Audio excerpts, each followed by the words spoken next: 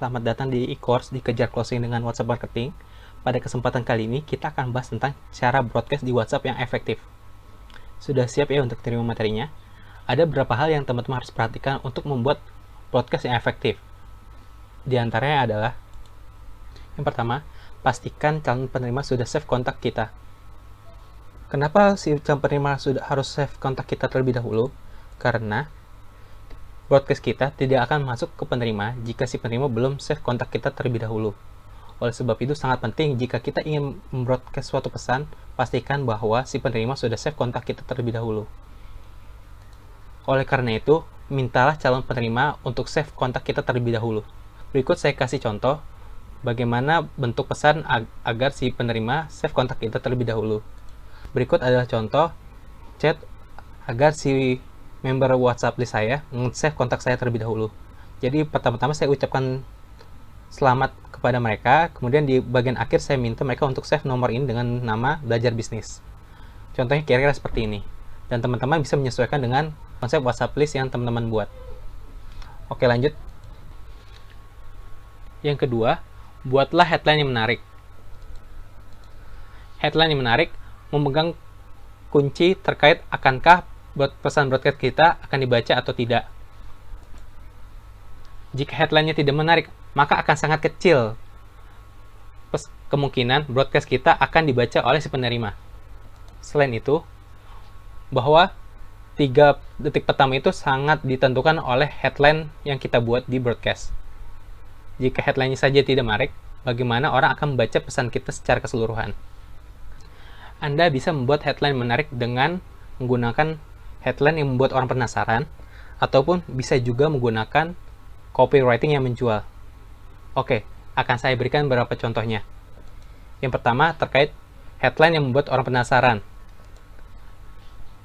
Anda bisa menggunakan kalimat ini, sudah siap untuk menerima ini, atau Anda bisa juga dengan kalimat berikut ini. Cara inilah yang membuat orderan nggak berhenti. Atau bisa juga, akhirnya kejutan datang juga. Atau, sudah tahu tentang ini, atau bisa juga jangan ikut ini, jangan ikut kalau Anda sudah sukses.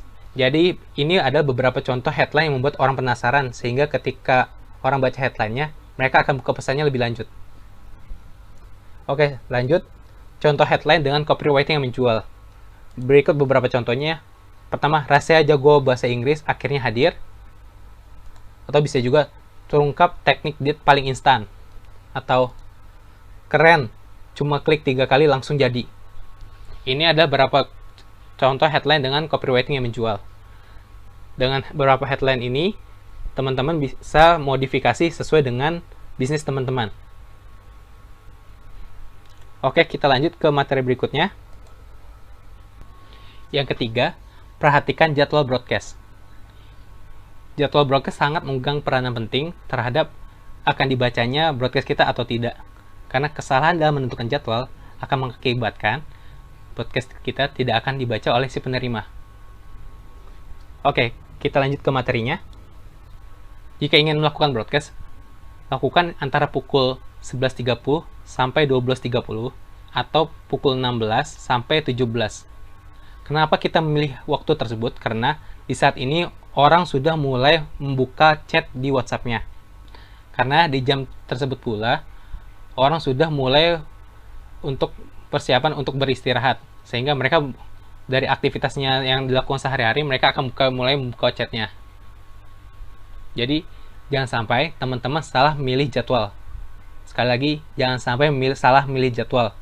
Jika teman-teman memilih jadwal di luar waktu ini, akan terjadi kemungkinan chat yang teman-teman kirimkan tidak akan dibaca oleh mereka. Karena chatnya sudah ketiban oleh chat-chat yang lainnya. Kemudian, jangan keseringan broadcast jualan. Tentunya, orang yang join ke WhatsApp list kita tidak ingin menerima broadcast jualan saja, tapi mereka ingin mendapatkan manfaat dari join WhatsApp list kita. Oleh karena itu, sebisa mungkin diatur antara jadwal sharing dengan jadwal jualan.